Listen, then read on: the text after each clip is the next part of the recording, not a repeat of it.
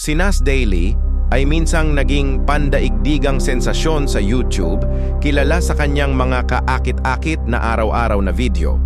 Gayunman, dahil sa mga kontrobersyang may kinalaman sa kawalang sensitibong pagtrato sa kultura, mga nilalamang nagkukubling promosyonal at mga opinyong nagdulot ng pagkakahati sa mga isyu na sensitibo, bumagsak ng malaki ang kanyang kasikatan. Tinalakay sa artikulong ito ang pag-angat at pagbagsak ni Nas Daily, kabilang ang kanyang unang tagumpay, ang mga kontrobersyang sumubok sa kanyang karera at ang mga aral na maaaring matutunan ng mga content creator mula sa kanyang karanasan. Nanawagan din ito ng transparency, katapatan, cultural sensitivity, paggalang sa kultura, at authenticity, katotohanan sa pagpapahayag, upang mapanatili ang tiwala at kaugnayan sa mga taga-subaybay sa mabilis na nagbabagong mundo ng digital media. Ang kwento ni Nas Daily ay maaaring magsilbing babala sa mga influencer ng kasalukuyang henerasyon.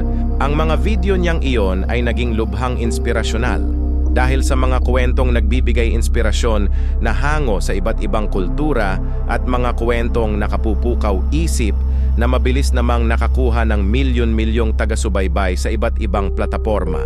Ang karisma ni Nas at ang maikli ngunit epektibong paraan ng kanyang pagkukuwento ang nagbigay ng malaking hatak sa mga manonood, dahilan upang mas maging relatable at tunay siya sa mundo ng digital media. Ang maagang tagumpay ng kanyang channel ay nagmarka ng simula ng kapangyarihan ng makabagong nilalaman sa internet.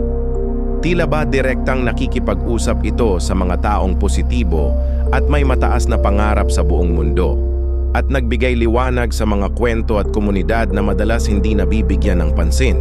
Subalit, ang mismong bagay na nagpasikat sa kanya ang naging dahilan din ng kanyang pagbagsak. Bagamat nakamit ni Nas Daily ang malaking tagumpay noong una, tuluyan din siyang bumagsak mula sa tuktok ng kasikatan.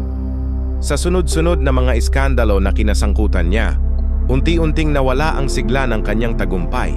Marami sa mga video ni Nas Daily ang nagtataguyod ng kultural na pagkakaiba-iba, ngunit para sa iba, tila lumalampas siya sa mga hangganan ng kultura, inakusahan siyang pinapasimple at ginagawang kalakal ang mga tradisyon sa ngalan ng aliwan, at ginagawang maiikling video na madaling pagkakitaan ng mga mayamang kwentong kultural.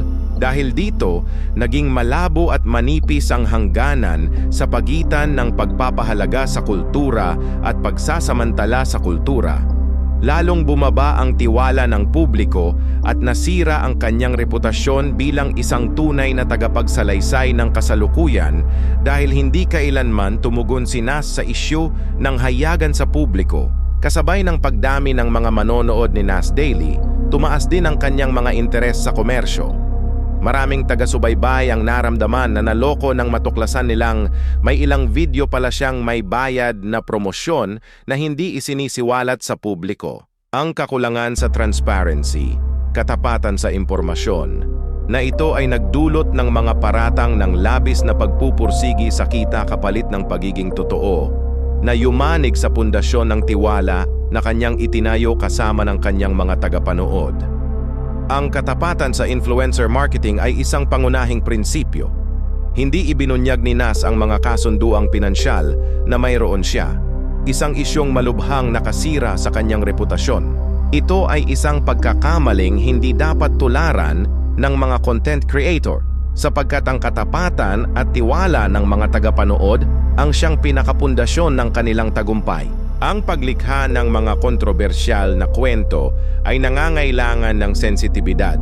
Ipinakita ng isyu ng Israel-Palestine ang panganib ng pagtalakay sa mga komplikadong usaping panlipunan ng walang sapat na kaalaman.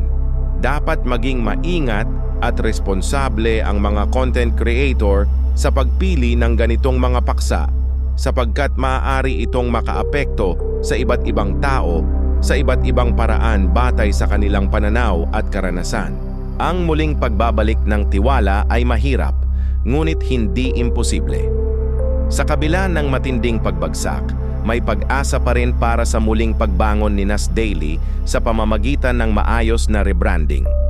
Kakailanganin nito ang tapat na hangarin para sa transparency, katapatan, malalim na pag-unawa sa kultura at aktibong pakikipag-ugnayan sa mga tagapanood gamit ang bagong estratehiya sa nilalaman.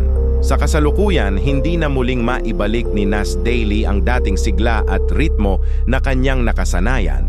Ang pagbagsak ng bilang ng mga manonood at pagkupas ng kanyang imahe sa publiko ay nagpapaalala na ang mga influencer ay humaharap sa malalaking hamon upang manatiling may kaugnayan sa gitna ng mga kontrobersya. Patuloy pa rin siyang gumagawa ng mga video, ngunit ang daan patungo sa muling pagtubos ay malayo pa sa kasiguraduhan.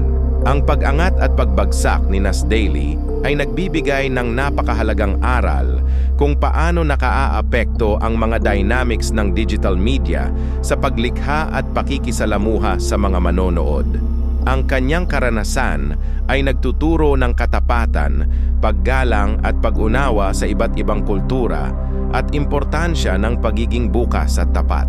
Siya ngayon ay nagsisilbing aral at inspirasyon sa maraming nagnanais maging influencer, bilang babala at gabay kung paano maging matagumpay sa patuloy na nagbabagong mundo ng digital media. Mula sa kanyang mga pagkakamali, natutunan niyang maging mas maingat at higit sa lahat, huwag na muling ulitin ang mga iyon habang patuloy niyang sinusubukang lumikha ng mga nilalamang tapat, makabuluhan at positibong tumatago sa puso ng mga manonood.